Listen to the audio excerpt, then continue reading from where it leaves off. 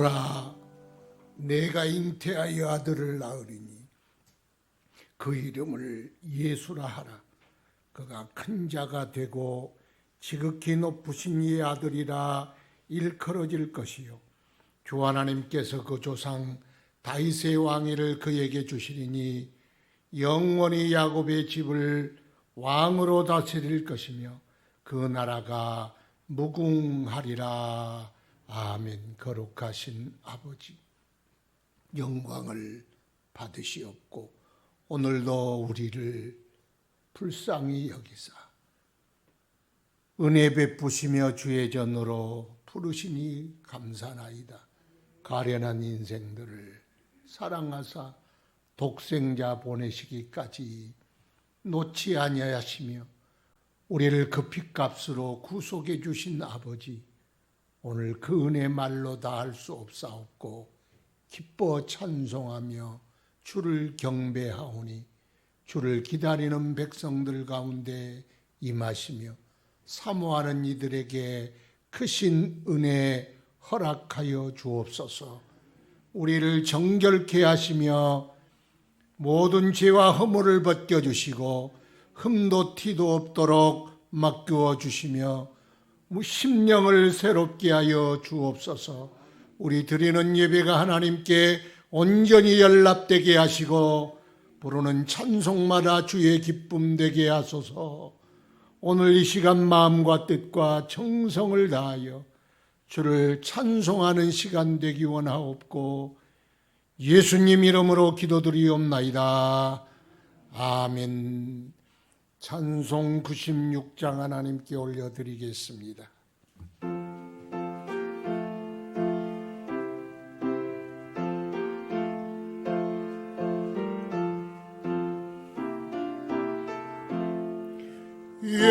예수님은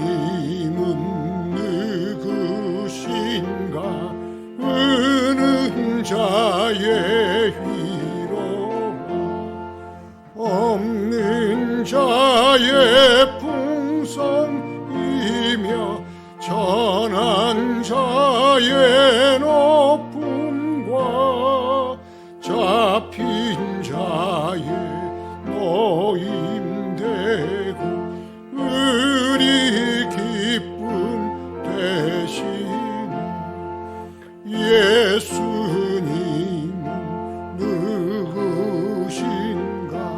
약한 자의 강함과 눈먼 자의 빛이시며 병든 자의 고침과 죽은 자의 부활되고 우리 기쁨 되시네. 예수님은 누구신가?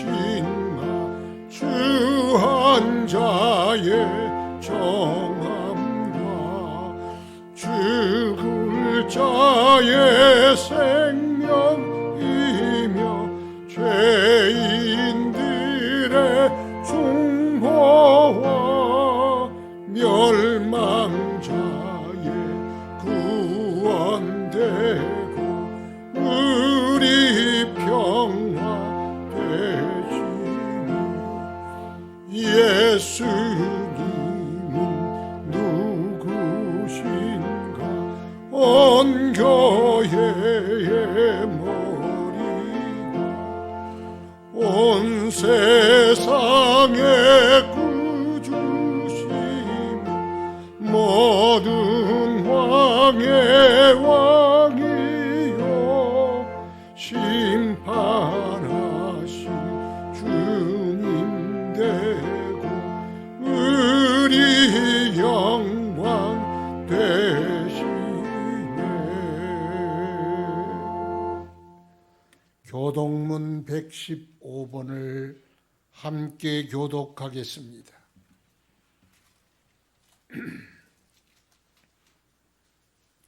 교독문 115번을 교독하겠습니다. 성문으로 나가라 나가라 백성이 올 길을 닦으라. 큰 길을 수축하고 수축하라. 돌을 제하라. 만민을 위하여 기치를 들라. 여호와께서 땅끝까지 선포하시되 너희는 딸 시온에게 이르라. 보라 내 구원이 이르렀느니라. 보라, 상급이 그에게 있고 보응이 그 앞에 있느니라 하셨느니라. 사람들이 너를 일컬어 거룩한 백성이라. 여호와께서 구속하신 자라 하겠고 또 너를 일컬어 찾은 바 된 자요 버림받지 아니할 성읍이라 하리라. 선지자 이사야의 책에 쓴 바 광야에서 외치는 자의 소리가 있어 이르되 너희는 주의 길을 준비하라. 그의 오실 길을 곧게 하라. 모든 골짜기가 메워지고 모든 산과 작은 산이 낮아지고 굽은 것이 곧아지고 험한 길이 평탄하여질 것이요 모든 육체가 하나님의 구원하심을 보리라. 함과 같으니라. 아멘. 다 같이 사도신경으로 교회의 신앙을 고백하겠습니다. 나는 전능하신 아버지 하나님 천지의 창조주를 믿습니다. 나는 그의 유일하신 아들 우리 주 예수 그리스도를 믿습니다.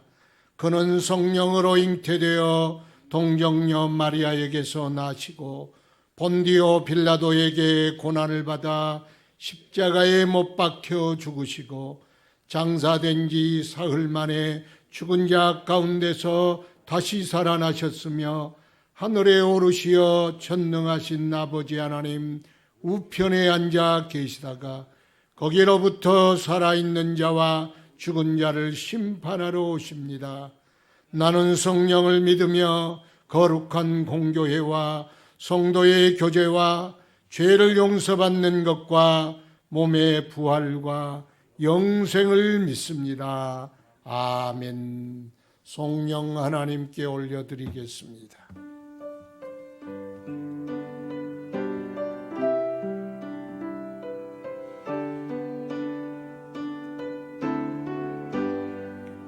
내 사랑하는 그 예수 복된 예수 내 죄의 막같도다. 예수 복된 예수 귀하다. 주의 갈보리 산에 어린 귀한 생명 버리셨네. 예수 귀하다. 귀하다. 주의 이름 갈보리 산에 귀한 생명 버리셨네. 예수 복된 예수. 자리에 앉아주시기 바랍니다. 회중을 대표해서 박세화 집사님 기도 인도해 주시겠습니다.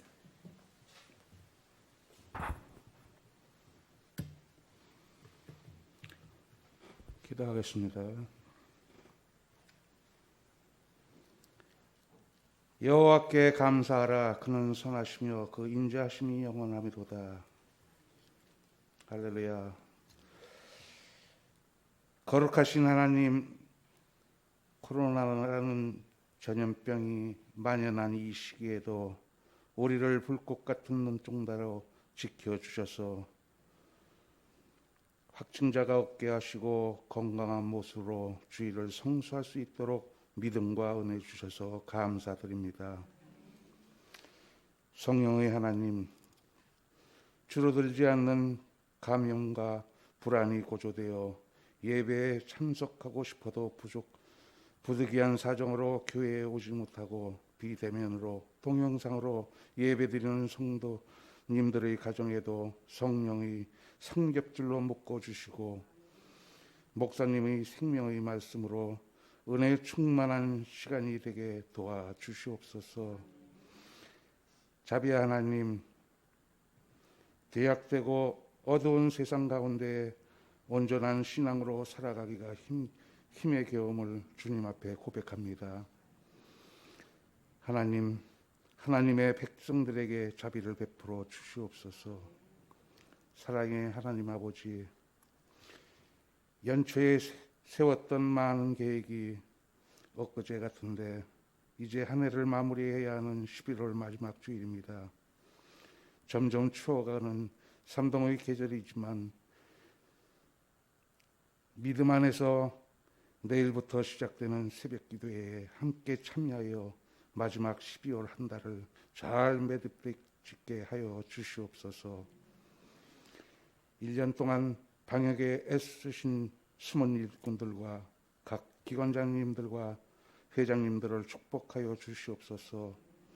새로 선출되시는 각 회장님께도 주님의 일에 충성된 마음으로 마음을 주시옵소서. 미래의 꿈나무를 들인 교회 학교를 축복하여 주시고 수능 시험을 앞둔 고3 수험생들에게 지혜를 주시어서 떨지 않고 시험을 잘 칠 수 있도록 도와주시옵소서. 오늘도 성령을 의지하고 말씀을 선포하시는 목사님의 권세 있게 하셔서 말씀에 귀 기울여 듣는 모든 자들이 성령의 역사하심을 체험하고 은혜 받는 시간이 되게 하옵소서. 예배를 돕는 손길들이 있습니다. 성령을 의지하여 말씀에 순종하는 욕구를 채우고자 하는 아름다운 믿음을 받아주시고 주님 앞에 더욱 귀하게 쓰임받는 종들이 되게 하여 주시옵소서. 여러 가지 모양으로 봉사하는 많은 손길들 위해 주님의 크신 축복으로 함께하여 주시옵소서. 소원의 항구로 인도하시는 예수 그리스도 이름으로 기도드렸습니다.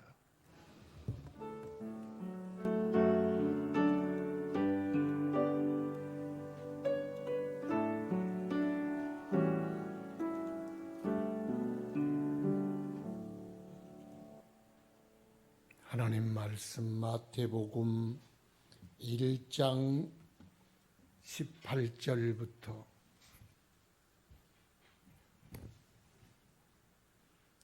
25절 말씀까지 마태복음 1장 신약성경 1쪽입니다. 18절부터 25절 말씀까지 대독하겠습니다.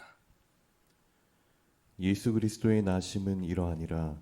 그의 어머니 마리아가 요셉과 약혼하고 동거하기 전에 성령으로 잉태된 것이 나타났더니 그의 남편 요셉은 의로운 사람이라 그를 드러내지 아니하고 가만히 끊고자 하여 이 일을 생각할 때에 주의 사자가 현몽하여 이르되 다윗의 자손 요셉아 내 아내 마리아 데려오기를 무서워하지 말라.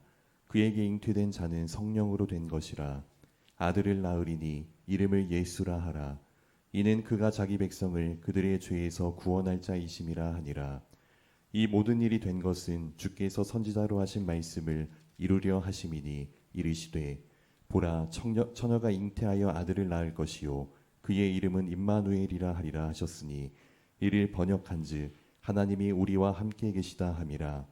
요셉이 잠에서 깨어 일어나 주의 사자의 분부대로 행하여 그의 아내를 데려왔으나 아들을 낳기까지 동침하지 아니하더니 낳음에 이름을 예수라 하니라. 아멘. 주여 말씀 들어 살고자 하나이다.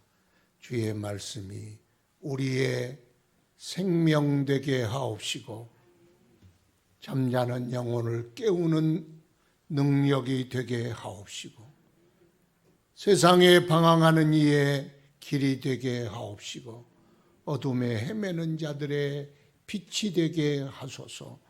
오늘 그 말씀으로 충만케 하시고 우리의 기쁨 넘치게 하여 주옵소서. 오직 성령으로 역사하시고 조명하여 주시고 깨닫게 하시고 믿어지게 하시고 순종하여 복되게 하옵소서. 부족한 종 섰사오니 오직 성령의 도구로만 사용하여 주옵소서. 예수님 이름으로 기도드리옵나이다. 아멘.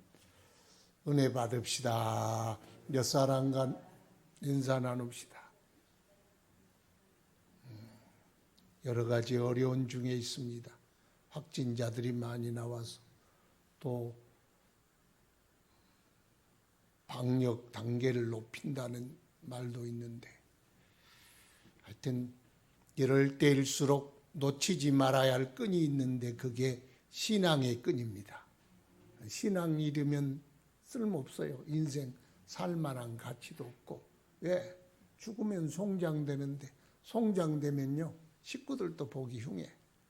냉동실에 집어넣어버려. 동태입니까 사람이. 죽으면 끝나는 거예요. 오직 신앙이 우리의 가치고 지켜야 할 목숨이고 건져야 될 최고의 인생입니다. 그러니까 절대로 이럴 때일수록 신앙의 끈을 바짝 당기고 막 손으로 움켜쥐어야 돼. 저는 설교를 이 컴퓨터를 못 쳐요. 그래서 아날로그 시대 사람이라 좀 시대에 뒤떨어진 감은 있잖아요. 그래서 컴퓨터로 하려고 시도는 몇 번 해봤어요. 그랬더니 거기에 정신이 팔려서 영감이 안 떠올려. 그래서 그냥 지금도 줄기차게 손으로 원시시대처럼 그렇게 손으로 씁니다. 불편하기야 있지만 그게 또 저는 편해요. 또 쓰지만은 제가 쓰는 펜이 있습니다.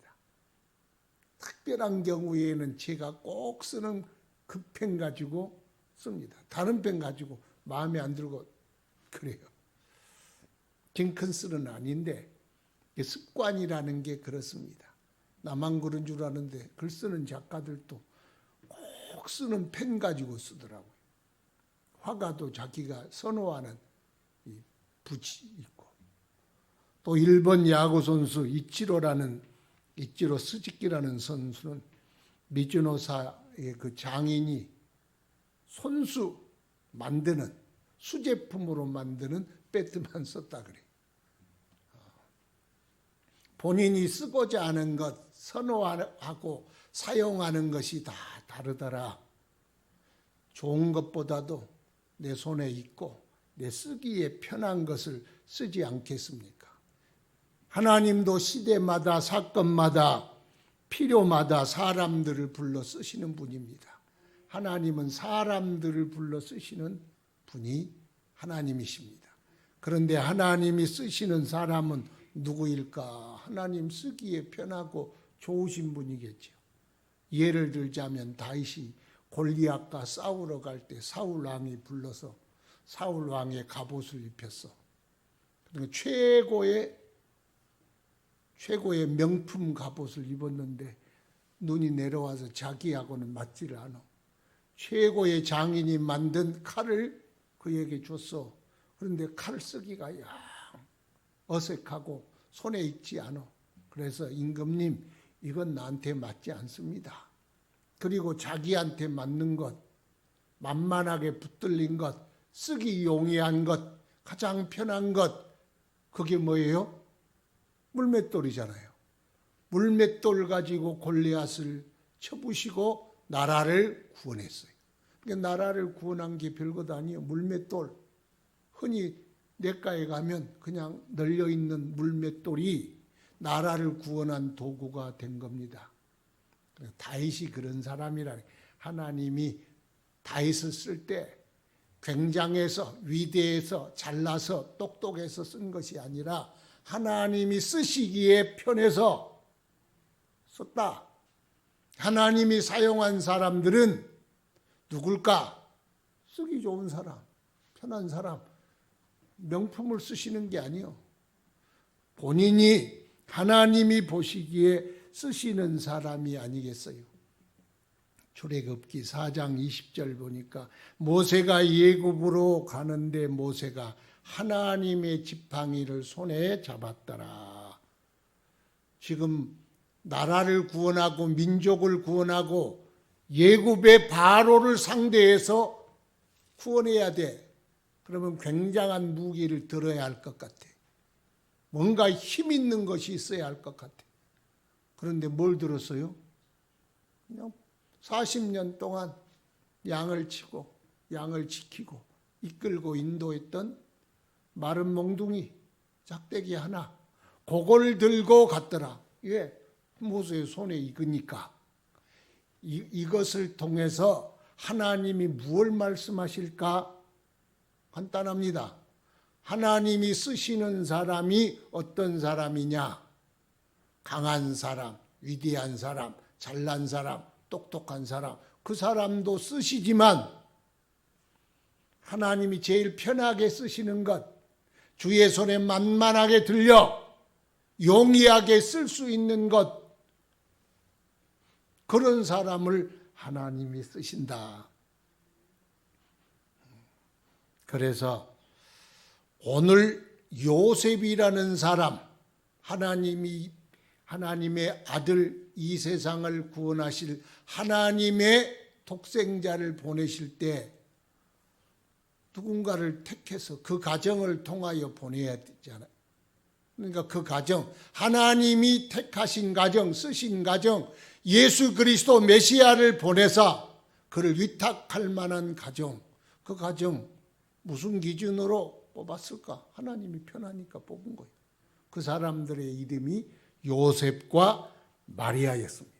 그래, 하나님이 쓰시는 가정의 주인공들, 요셉과 마리아. 누가복음에는 예수님의 탄생의 포커스가, 탄생의 사건의 초점이 마리아와 마리아의 신앙에 초점이 맞춰져 있는데, 마태복음은 누가복음과 달리 요셉이라는 사람과 요셉이라는 사람의 신앙에 초점을 맞추어져 있습니다. 요셉이라는 사람, 하나님이 쓰시는 사람, 하나님의 도구 요셉. 그 사람은 누구였는가? 오늘 말씀의 18절에 마리아와 약혼했던 사람이, 약혼자, 마리아의 약혼자. 마리아는 누굽니까? 예수님의 어머니. 결혼 상태가 아니라 결혼을 서로 약속한 그런 약혼 상태였습니다. 아직 결혼도 안 한 가정에 애를 준 거예요. 왜 그런 가정에 애를 주었을까? 그건 결혼한 상태면 안 돼요. 결혼한 상태의 여인을 뭐라 그래요? 아줌마 그래. 그런데 성경에는 이사야 7장 14절에 처녀가 잉태하여 아들을 낳으리니 그 이름을 임마누엘이라 하리라. 처녀가 아이를 낳아야 돼요. 그러니까 결혼을 해버리면 하나님의 말씀은 이루어질 수 없어. 그러니까 이 가정은 쓸 수가 없어. 그러니까 결혼하기 이전에 처녀의 상태. 또 반대로 처녀가 애를 베면 어떻게 돼요? 그때 사회 제도 율법에 의하면 돌로 쳐서 죽임을 당해야 돼. 그러니까 하나님의 아들을 이 땅에 보낸데 실패. 그러면 한 가지가 남았어. 약혼 상태. 아직 동침하지 아니한 약혼 상태의 여자. 아직 처녀요. 그 사람을 써야 합니다. 그런데 여기는 또 문제가 있습니다. 남자가 만약 내가 동침하지 않은 여인, 내 약혼자가 아이를 임신했다. 그러면 임신하자마자 그냥 떠벌리고 동네 사람들 나와보시오. 창피를 주고 돌로 쳐 죽이면 이 사람도 쓸 수 없어. 또 성령으로 잉태한 여자에 대하여 하나님의 하신 일을 믿음으로 수용할 수 없는 믿음의 사람이라도 그 가정을 쓸 수 없어. 그런데 찾아보니 수많은 약혼자들이 있었을 거예요. 그 중에서 하나님이 쓰시기에 가장 합당한 조건, 가장 합당한 사람, 마리아를 물론 택했지만 또한 요셉도 하나님이 택하여 쓰신 하나님의 도구였다는 것입니다. 그래도 하여튼 여러 가지 어려움이 꼭 있었을 것입니다. 꼭 하나님이 필요한 사람이 그런 요셉이 아니었을까요? 그런데 오늘 19절 보면 요셉이 마리아의 임신 소식을 듣고 그 반응이 나타나 있습니다. 그의 남편 요셉은 의로운 사람이라 그를 드러내지 아니하고 가만히 끊고자 하여 이 일을 생각할 때 주의 사자가 현몽하여 이르되. 지금 요셉은 의로운 사람이라 그것을 드러내지 않고 가만히 끊고자 하였다. 아니, 지금 처녀가 잉태를 했어요. 사랑하는 마리아가 잉태를 했어요. 그런데 이것을 드러내지 않고 가만히 끊고자 하였다. 그것을 의라고 할 수가 있는가? 그건 우리가 생각한 상식의 의가 아니지요. 이것은 죄를 덮고 숨겨주는 행위요. 숨겨주는 행위를 처벌하지요. 그걸 범인 은닉죄라 그래. 그러니까 의에 우리 일반 상식의 도덕의 법률 지식에는 맞지 않습니다. 의란 죄를 죄다, 선을 선이다. 그게 의지요. 그래서 죄를 드러내서 그것을 벌을 주는 것, 그것을 의라고 할 수가 있습니다. 그래서 율법의 의는 뭐냐? 죄를 드러나게 하고 그 죄에 대하여 벌을 주는 것, 죄값을 마땅히 치르게 하는 것이 율법의 의입니다. 율법의 의는 뭐라고요? 율법의 의는 죄를 죄라고, 의를 의라고, 죄는 마땅히 그 죄를 드러내 벌을 주는 것이 율법의 의다. 그런데 로마서 1장에 보니까 율법의 의가 아니라 복음에는 하나님의 의가 나타났나니 그랬어요. 율법의 의와 복음의 의가 다른데 우리가 생각하는 것, 상식적인 생각은 율법의 의라고 말할 수 있습니다. 그러면 복음의 의는 뭡니까? 복음의 의는 드러내서 벌을 하고 죽을 일 있으면 마땅히 죽어야 하는 그 죄값을 치루어야 하는 것이 율법의 의라면 죽어야 할 죄를 지었는데 그 죄값을 누가 담당하느냐? 하나님이 담당하시고 그 죄값을 마땅히 죽어야 할 죄인이 뒤집어 쓰는 것이 아니라 의로우신 이가 그 죄값을 대신 지어주는 것, 죄인이 죄 때문에 죽는 걸 율법의 의라 하고 죄인이 죄인 대신에 값을 치루어주고 죽는 것은 의인이 죽고 사는 것은 죄인이 사는 거예요.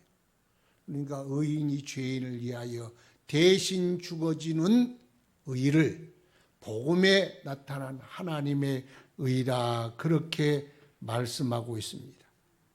그것이 하나님의 의입니다.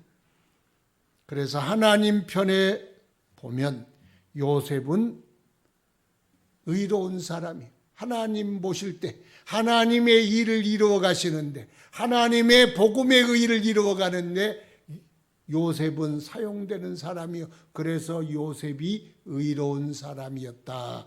그렇게 정의를 하고 있습니다.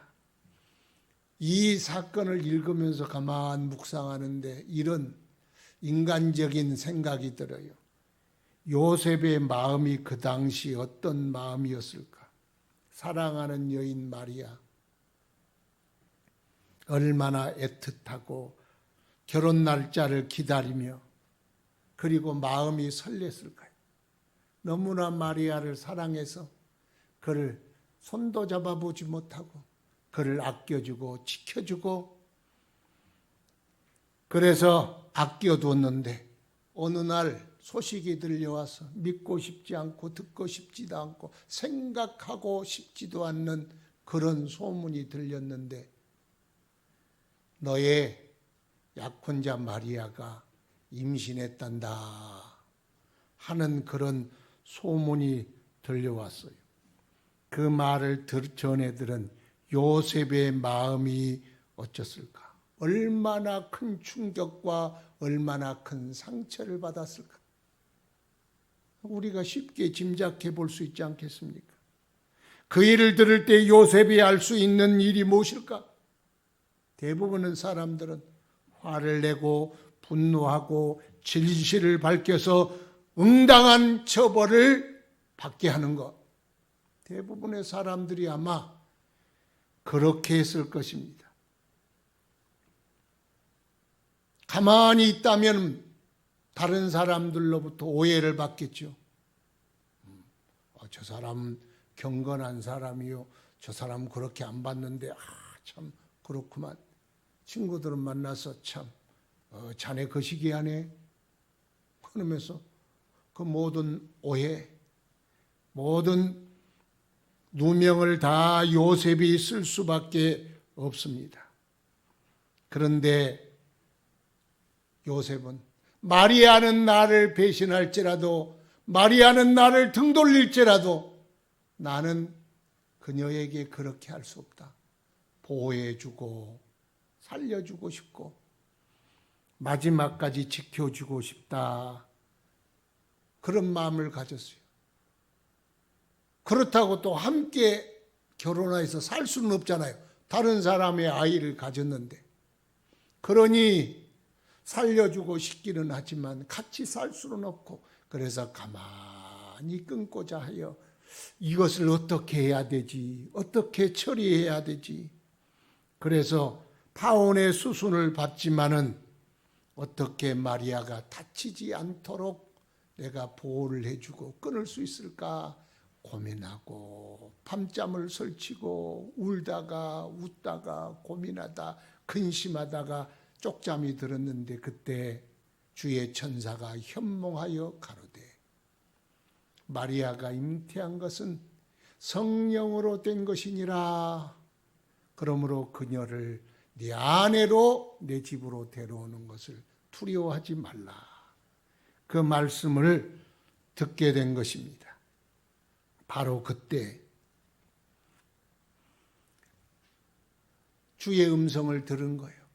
그러니까 사람의 불의를 드러내고 처벌하는 것 그것이 정당할지라도 하나님의 뜻은 그 사람을 죽이는 것이 아니요. 그 사람을 살리는 것이 하나님의 뜻이라는 것입니다. 그래서 요셉이란 사람의 의는 뭐냐? 사람을 정죄하고 비판하고 처벌하고 죄값을 따라 묻고 죽이는 그런 마음이 아니라 그럴지라도 사람을 용서하고 덮어주고 살리는 일에 고민하고 근심했다는 거예요. 그것이 하나님께서 요셉을 기쁨으로 쓰시는 그런 마음이 아닐까요? 니느웨라는 도시가 있었습니다. 죄악 때문에 마땅히 심판받고 죽어야 합니다. 그런데 하나님의 마음은 그 마음이 아니었어요. 그들이 돌이켜 회개하고 구원을 받는 것이었습니다. 그래서 그 구원을 위해서 요나라는 선지자를 불렀습니다. 그런데 요나는 하나님의 마음과 달라요. 요나는 니느웨 사람들이 죄를 범했으니 마땅히 죄값에 따라서 그들은 심판받아야 하고 죽어야 마땅하다. 그렇게 생각했어요. 죄는 똑같은 죄가 있지만 사람은 똑같은 죄인이지만 하나님이 바라보시는 죄인과 사람이 바라보는 죄인은 달랐다는 것입니다. 하나님은 그들이 죄인이요 마땅히 심판받아야 하지만은 살리고 싶었어. 하나님은 심판이 사람을 향한 목적이 아니요 뜻이 아닙니다. 살리고자 하는 마음이 하나님의 뜻입니다. 한 사람이라도 멸망하고 지옥 가는 것이 하나님의 뜻이 아니요. 그래서 요나를 불렀는데 요나는 죽이고 싶어 안달이 났어. 니느웨가 죽었으면 좋겠어. 망했으면 좋겠어. 제 가운데 죽었으면 좋겠다. 그래서 요나 선지자와 살리고자 하는 하나님의 마음, 죽었으면 좋겠다고 하는 하나님의 마음을 헤아리지 못한 선지자, 그 선지자를 보내신 하나님, 그 사이에 이뤄지는 일들이 요나서에 잘 나와 있지 않아요. 그것이 주님의 마음이 아니겠습니까? 그래서 요셉의 마음도 하나님의 마음과 조금 다 있는 것 같아요. 요셉의 마음. 그래서 하나님 아들을 이 땅에 태어나게 하는 일에 쓰임받는 사람, 그 사람은 하나님의 마음과 조금이라도 접촉점이 있는 사람, 하나님의 마음을 이해할 수 있는 사람, 그래서 쓰임받는 요셉의 사람됨이 하나님께 쓰임받았다, 그렇게 말할 수 있을 겁니다. 요한복음 8장 보면 예수님의 마음이 잘 드러난 대목이 나옵니다. 예수님께서 성전에서 사람을 가르치는데 사람들이 간음하는 현장에서 사람을, 여자를 끌고 왔어. 옷이라도 제대로 입었겠어요. 질질 끌려왔으니 얼마나 참 보기에 민망한 모습이었겠어요. 사람들이 씩씩거리며, 율법에는, 모세의 율법에는 간음하는 사람을 돌로 치라 하셨습니다. 선생님 어떻게 할까요? 주님의 마음은 보면 돌로 쳐라? 아니요. 죄 짓는 건 똑같아. 죄인을 바라보는 것. 그러나 예수님은 어떻든 이 여인을 살리고자 하는 마음이에요. 그래서 죄 없는 자가 먼저 돌로 치라. 그러니 서로 눈치만 보는 거예요. 땅에 썼어. 무엇을 썼는지 쓰셨어. 그랬더니 사람들이 하나 둘 돌을 내려놓고 다 가버렸어요. 너를 정죄하던 사람이 있느냐? 없습니다. 나도 너를 정죄하지 아니하노니 다시는 죄를 범치 말라. 율법은 돌로 쳐 죽이는 것이 율법이지만, 그러나 주님의 마음은 그 여인을 돌이켜 회개시켜 살리는 것이 주님의 마음이었습니다. 그래서 요셉의 마음이 바로 그런 마음이었습니다. 사람의 생명을 아끼는 마음, 실수와 허물을 용서하려는 마음, 이것이 복음의 사람들이요. 우리는 주의 사랑과 주의 용서와 주의 마음을 힘입어 용서받은 복음의 사람들 아닙니까? 그래서 하나님은 우리에게 용서하며 살아라, 덮어주며 살아라, 사람을 살리며 살아라, 그것이 하나님이 복음의 사람에게 주시는 요구사항이 아니겠습니까? 그래서 우리는 다른 사람 똑똑하고 정죄하고 판단하고 비판하고 분석하고 자기 권리를 따지고 이런 똑똑한 사람, 도를 드는 사람, 죄를 찾아내는 사람은 이 세상에 널리고 널렸어요. 그러나 그 허물을 덮어주고 그 사람을 변호해주고 그 사람을 살리고자 하는 용서의 마음을 가진 사람은 많지 않습니다. 그러면 하나님은 어떤 사람을 찾으실까요? 하나님이 요구하시는 사람은 누굴까요? 복음의 사람, 주님의 뜻과 맞닿아 있는 사람, 그 사람을 하나님이 쓰시고 독생자 예수 그리스도를 이 땅에 보내신 도구로서의 가정, 그 가정을 쓰신 것이 아니겠습니까? 이것이 주님이 요구하는 삶입니다. 복음의 사람들은 바로 이 마음을 가지고 살아야 합니다. 20절을 보면은 이를 생각할 때 주의 사자가 현몽하여 이르되 다윗의 자손 요셉아 내 안에 데려오기를 무서워하지 말라. 그에게 잉태된 자는 성령으로 된 것이라. 현몽하여 가로되 하나님께서 예수 그리스도를 그 가정에 보내신, 그래서 잉태된 것이 어떤 이유로 된 것인가를 그 비밀을 밝히 밝혀주셨습니다. 하나님이 쓰실 수 있는 사람은 누굴까요? 하나님이 쓰실 수 있는 사람은 하나님의 음성을 들어야 합니다. 음성을 들어야 순종도 가능하지 않겠습니까? 하나님의 음성을 듣지 못하면 하나님이 사용하실 수 없습니다. 하나님의 뜻을 알지 못하니까.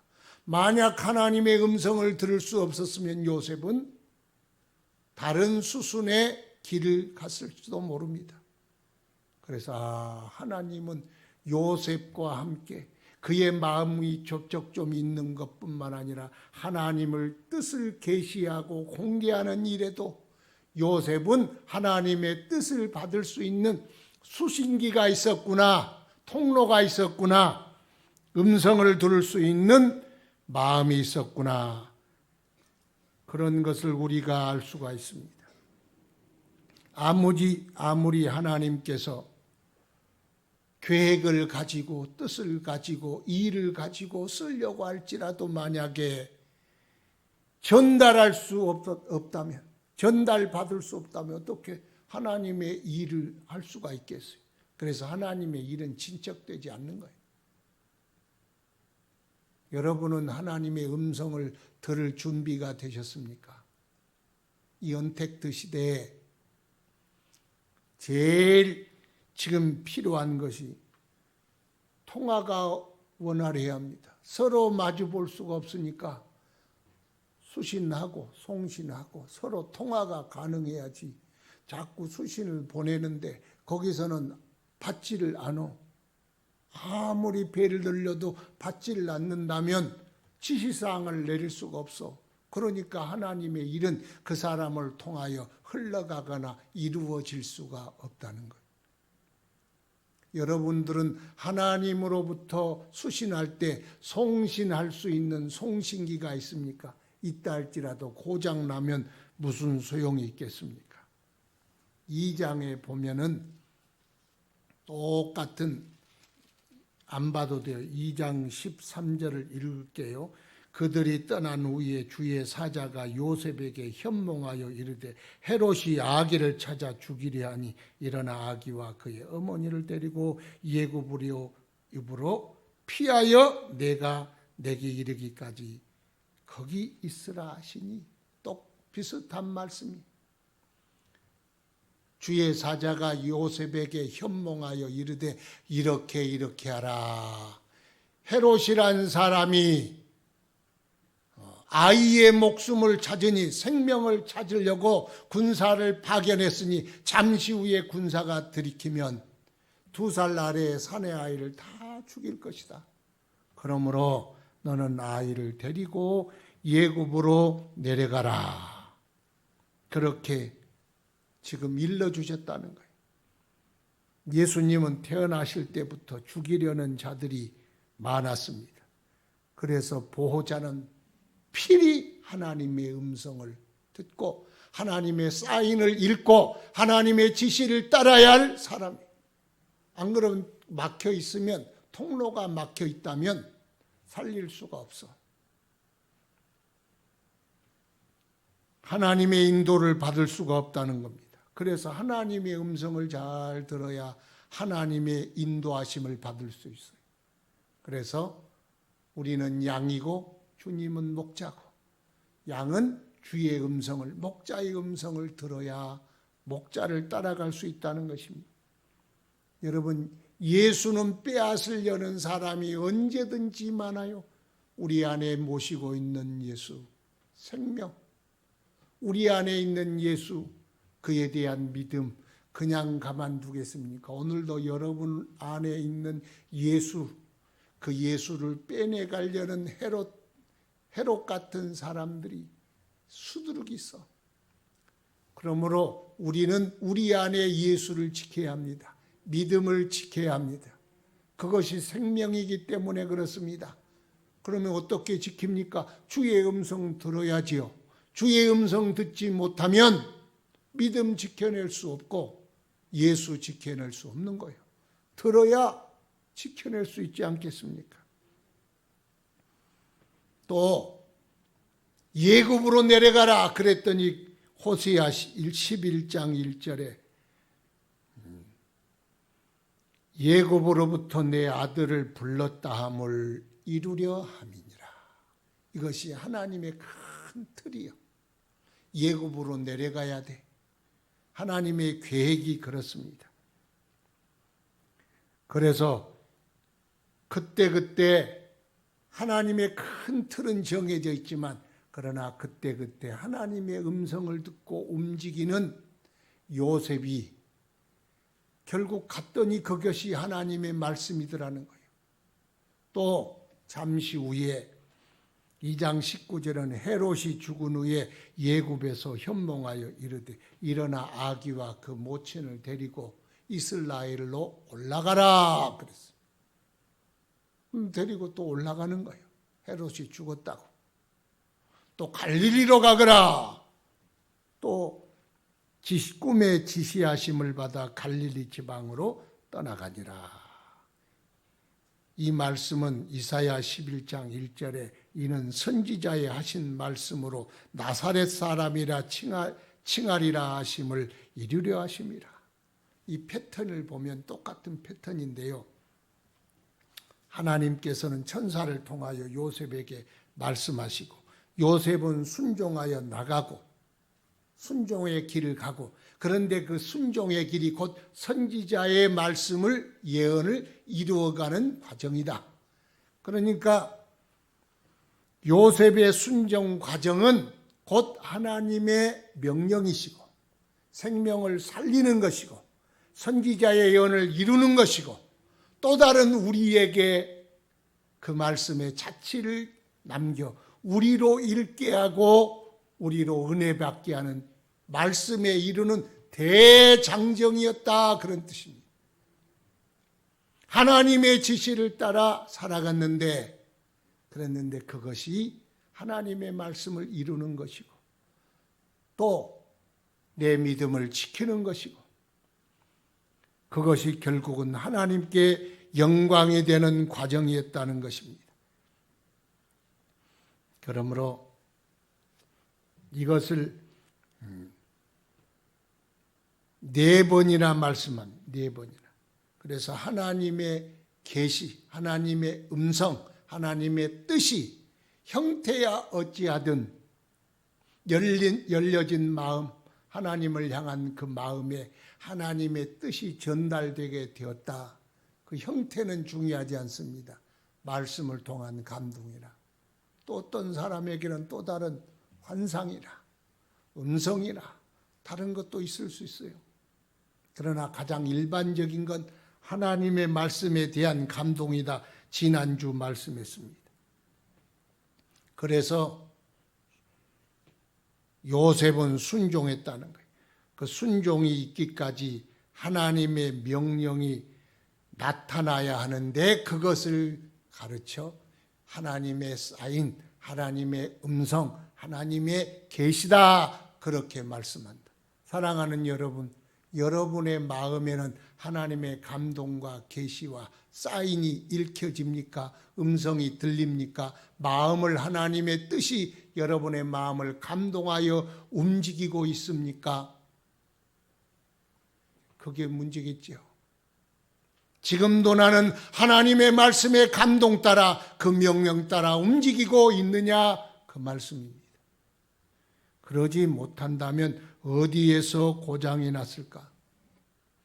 마음이 청결한 자는 복이 있나니 저희가 하나님을 볼 것이며 그렇게 말씀했어요. 마음이 청결한 자는 하나님을 본다는 건 꼭 우리의 시각으로 본다는 뜻이 아닙니다. 믿음으로 본다. 또 마음으로 본다. 말씀으로 본다. 하여튼 하나님의 뜻을 헤아리고 그 뜻이 우리의 마음에 와 닿아 있다. 그 자극이 우리 안에 지금 느끼고 있다. 그런 뜻이 아니겠습니까?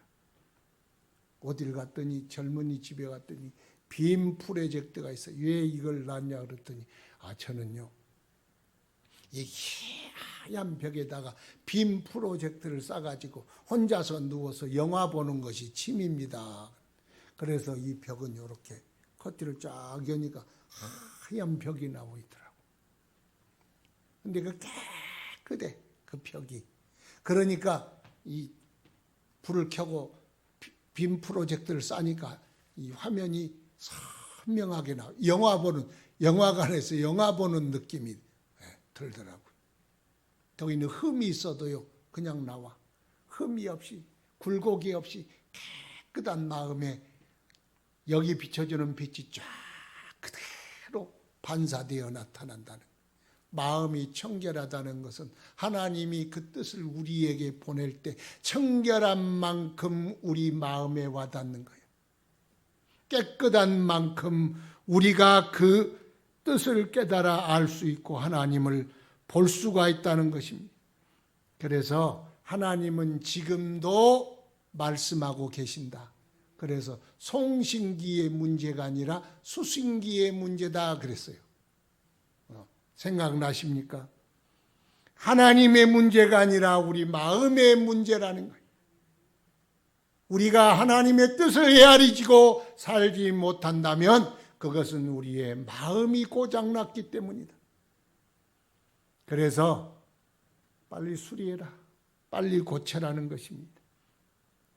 사람들이 하나님을 마음이 청결한 자는 하나님이 볼 것이며 하나님을 본데 왜 못 보냐? 눈이 어두워졌기 때문이다. 눈. 왜 눈이 어두워졌느냐? 눈은 마음의 창인데 마음이 어두워지면 눈도 자동적으로 어두워집니다. 돈의 눈이 어두워지고 사랑에 어두워지고 죄에 어두워지고 도박에 어두워지고 미움과 복수심에 눈이 어두워지고 그래서 눈이 배는 것이 없는 눈이 되는 거예요. 탐욕이 생기면 바로 볼 수가 없습니다. 가룟 유다와 베드로는 똑같이 예수님의 제자요 예수님을 모시고 있었어. 근데 베드로는 주는 그리스도시요 살아계신 하나님의 아들로 보는데 가룟 유다는 은 30의 가치로 보았어. 그렇잖아요. 어느 누구는 똑같은 스승님을 모셔도 탐욕으로 얻어진 마음에는 은 30짜리로 보일 뿐이고 은 30은 참고하자면 노예예요. 노예의 값. 그런데 누구는 생명 바쳐 따라야 할 하나님의 아들로 보입니까? 똑같은 분이요. 문제는 마음의 문제예요. 똑같은 하나님이 계시고 똑같은 하나님이라도 청결한 사람은 보이고 그렇지 못한 사람은 안 보인다는 거예요. 그래 청결의 문제는 뭐냐? 청결의 문제가 곧 사모함의 문제입니다.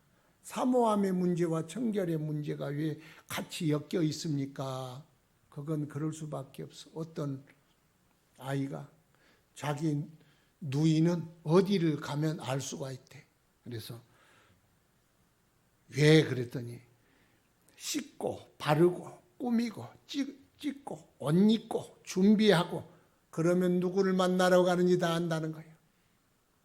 여러분 예수님을 사모하고 만나고자 하는 사람은 준비하는 사람이 어떻게 씻고 바르고 치장하고 옷 입고 예수님을 만나고자 하는 자가 마음을 방림하고 세상에 섞여서 그냥 아무렇게나 근신하지 않고 살겠습니까? 주님을 만나기를 사모하고 그날을 사모하는 사람은 절제한다, 근신한다, 나를 꾸미고 가꾸고 청결케 한다. 그러지 않습니까? 우상이나 조상이나 귀신을 섬겨도요, 추운 겨울에 얼음물 깨가지고 우물물로 이렇게 씻고 가서 제사 지내잖아요. 그런데 주님은 껍데기 씻는 게 아니에요. 중심을 보신 주님 앞에는 항상 우리의 마음을 정결케 하는 것입니다. 요셉은 하나님을 사랑하는 사람이었음이 분명합니다. 그는 그래서 하나님의 음성을 늘 들었어. 음성을 들으니까 하나님이 그 통로를 통해서 하나님의 뜻을 공개하고 듣도록 하셨다는 겁니다. 하나님의 음성을 듣는 사람을 하나님이 쓰십니다. 하나님의 음성을 들어야 또 순종하기도 합니다.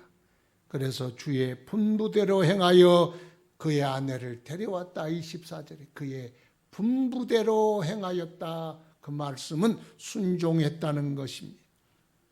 순종의 사람을 쓰십니다. 요셉에게 아기와 그 모친을 예굽으로 데려가라 그랬더니 군말이 없어 예 그랬다는 거예요. 예. 따라합시다. 예. 아멘. 예 그랬다는 거예요. 헤롯이 죽었으니 이스라엘로 올라가라 그랬더니 뭐라 그랬을까요? 예. 나사렛으로 가라. 예. 이게 쉬운 문제가 아니에요. 여러분 예굽으로 이민 가라. 보따리 싸라. 요즘도 어려운데 그때는 얼마나 어렵겠어요. 또 자리 좀 몇 년간 잡아서 거기서 사는데 다시 올라가라.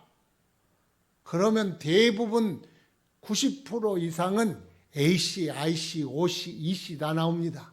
자리 좀 잡아서 살만하니 또 그렇습니까?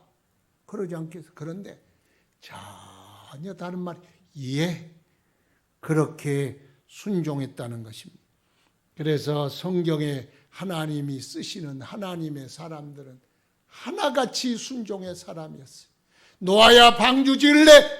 예. 이거 어떻게 지어요? 못하겠어요? 안 하겠어요? 믿읍시다. 연기합시다. 이렇게 합시다. 저렇게 합시다. 타협도 없어. 그냥 예 그랬다는 거예요. 아브라함아 본토 친척 아비 집을 떠나 내가 내게 지시할 땅으로 가라. 이민이 쉽습니까? 이러지 않았다는 거예요. 예 그랬다는 거예요. 성경에 하나님이 쓰신 사람은 하나님 명령 앞에 무조건 예 그렇게 고백을 했습니다. 신약에도 제자들을 부를 때 베드로야 나를 따르라. 예 배와 그물을 버려두고 주를 따르니라. 요한아 야고보와 요한아 나를 따르라. 예 부친과 배와 그물을 버려두고 나 주를 쫓으니라. 내인은 세무소에서 지금 세금 계산을 하는 세금 부스에서 세금을 거두는데 나를 따르라. 세금 딱 부스를 다른 사람의 ingso하고 예 하고 따랐다. 주님을 그렇게 따랐습니다. 오늘도 주님은 누구를 쓸까요? 주님 말씀에 순종하는 사람을 쓰게 될 줄로 믿습니다. 순종의 사람을 쓰시는 거예요. 25절에 아들을 낳기까지 동침치 아니했다. 요셉이 그랬다는 거예요. 동침하지 말라는 말씀이 없어요. 그런데 요셉은 자발적으로 동침하지 않았다. 거룩한 하나님의 아들인데 어찌 내가 그 일을 행하리요? 자기 정욕을 앞세우지 않았습니다. 하나님의 거룩함을 먼저 생각했습니다. 나보다 하나님, 나의 욕심보다는 하나님의 일, 그것이 먼저다 하는 마음. 하나님의 일이 먼저요. 주의 나라와 그 의가 먼저인 사람. 주님을 위해서는 얼마든지 참고 절제하고 포기할 수 있는 사람. 내 마누라인데 내가 데리고 왔는데 누가 뭐라 그래?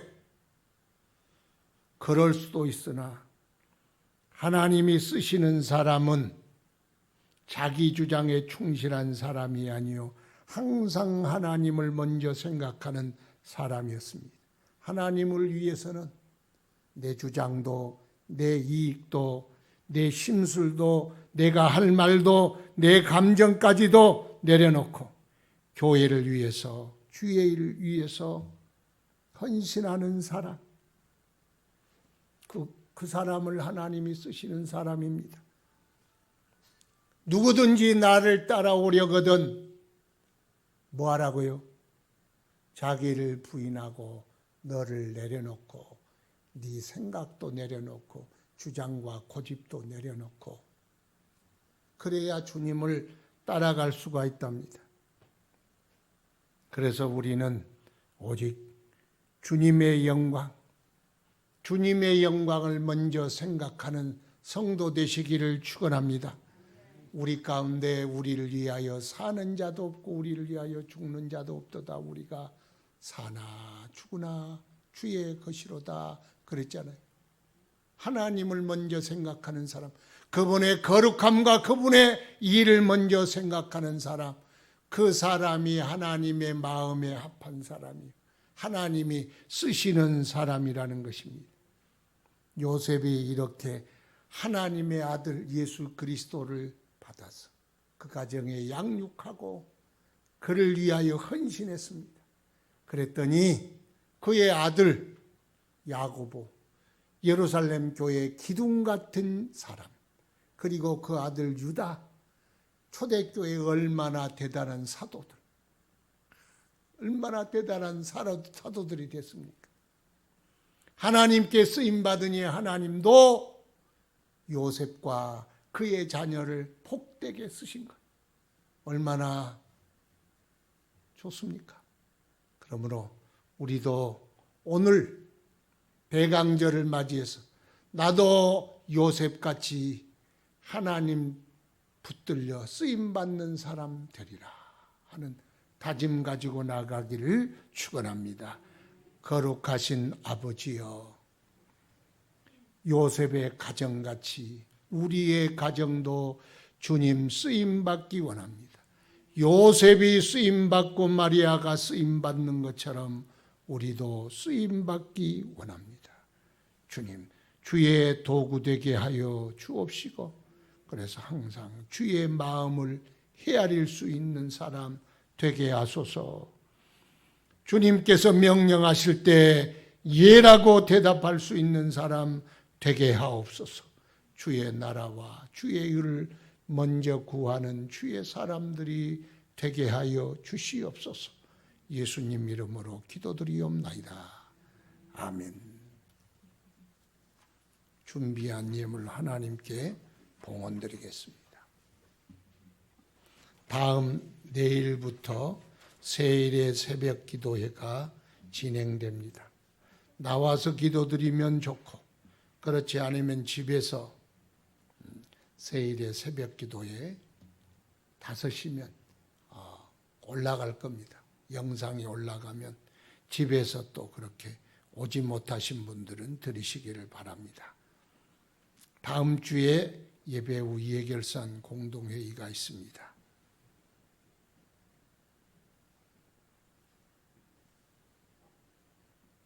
김재민 목사님이 또 사임하게 되었습니다. 좀 오래 같이 있었으면 좋았을 텐데 또 개인의 사정도 있고 또 날개도 펴고 날아봐야 되지 않겠어요? 그래서 사임하게 되었습니다.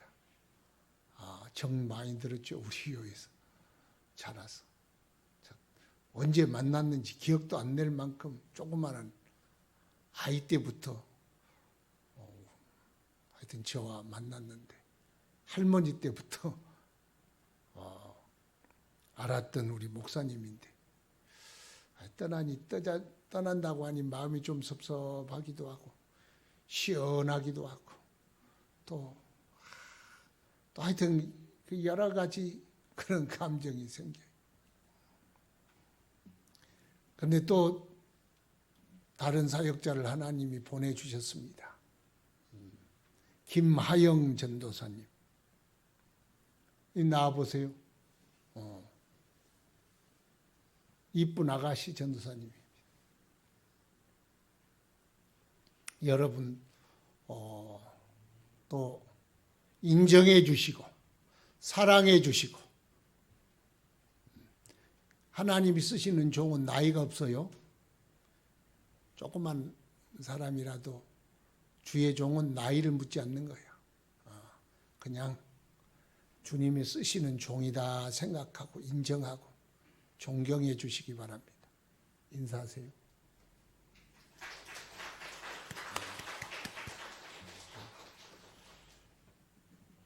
우리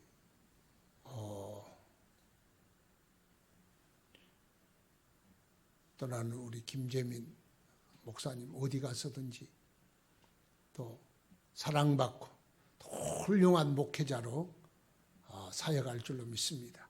위에서 기도해 주시기 바랍니다. 인사드려요.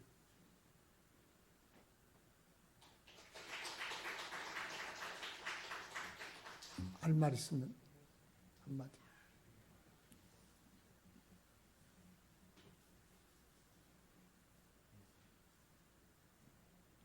네, 감사합니다. 정말 많은 사랑받고 부족한 저를 많이 사랑해 주시고 그래서 이 일을 잘 감당할 수 있었던 것 같습니다. 어디 가서도 베푸신 사랑 잊지 않고 그 마음 간직하면서 열심히 사역하도록 하겠습니다. 감사합니다.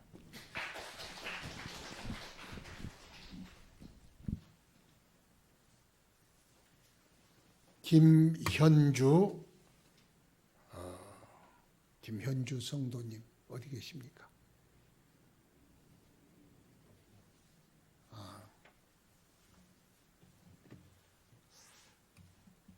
들어가십시오. 기도합시다. 아버지 은혜 감사합니다. 주님께서 지키신 은혜를 감사드리옵고 항상 우리와 동행하심도 감사드리옵고 우리 삶 속에 축복하심도 감사를 드리나이다. 영광 받으시옵소서. 우리의 삶을 지키시고 또 보호하시며 인도하여 주옵소서. 항상 주와 함께 살아 기쁨을 누리게 하시며 이 어려운 시기에도 눈동자같이 보호하여 주옵소서. 성도들의 가정에 울타리 둘러주신 주여 감사나이다. 가정마다 더욱 행복하게 하시고 주님 주신 기쁨 충만하게 하옵시고 주님의 사랑 넘치는 가정들 다 되게 하여 주시옵소서. 저들의 일터를 복되게 하사 땀 흘리고 씨 뿌리고 투자하고 수고한 것마다 헛되지 않게 하시고 깐부기가 병들지 않게 하시며 해충이 갉아먹지 않게 하시며 저들의 모든 삶에 아름다운 결실 풍성케 하옵소서. 저들의 인생마다 형통케 하시며 주의 은혜 항상 넘치게 하여 주옵소서.